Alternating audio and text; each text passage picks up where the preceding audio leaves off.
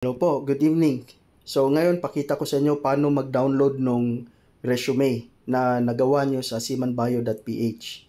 So unang-una, open nyo lang yung Google Chrome, no? Yan. Tapos dyan sa search or type URL, type nyo lang seamanbio.ph. Okay? Press nyo yung go. Tapos login kayo.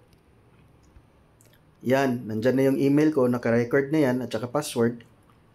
Tapos, click ko lang yung download and convert to PDF.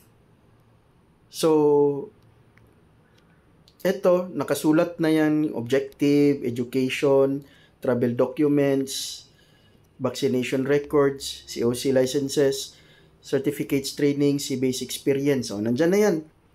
O, click ko download, tapos, yung i-click nyo is yung nasa download again to make sure na ma-download nyo yung mga latest. Okay? So, download. Yan, mag-open yan. O, ito na yun. Yan. O, di ba? So, maganda siya na pagkagawa yung resume. Career objective na yan, nakasulat na yan.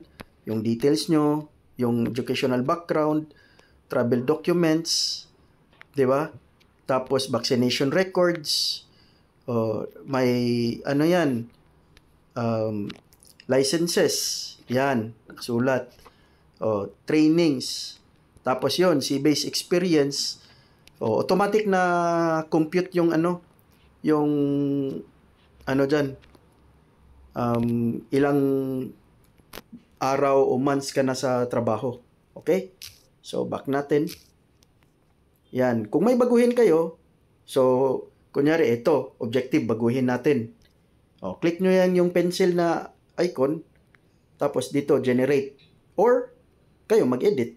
Diba? Pwede nyo i-delete yan lahat. Tapos mag-edit kayo. This is my objective.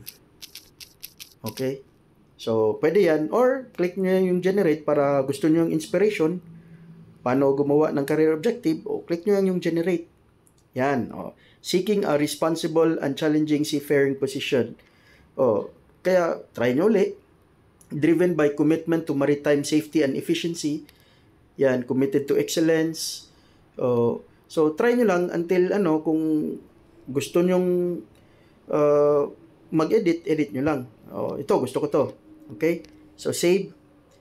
So, nakasulat nyan, aspiring na, no? So, download. Tapos, download again. Makikita nyo, yung objective, nagbago na. Okay? So, yan lang po. I hope na nakatulong to and magandang gabi sa lahat.